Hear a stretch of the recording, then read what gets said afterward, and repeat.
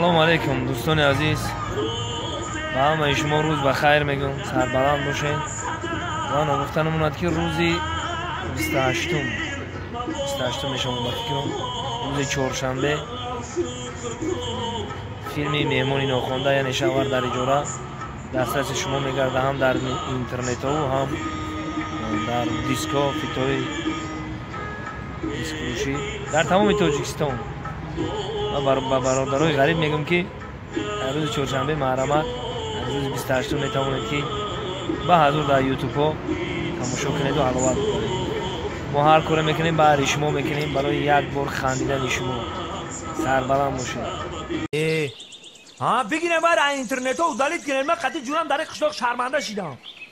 پشت شما من در تایی گم موندم. اوتام مرا دیگه در خونه ره ندادسته. پشت شما را من در آغل خوم.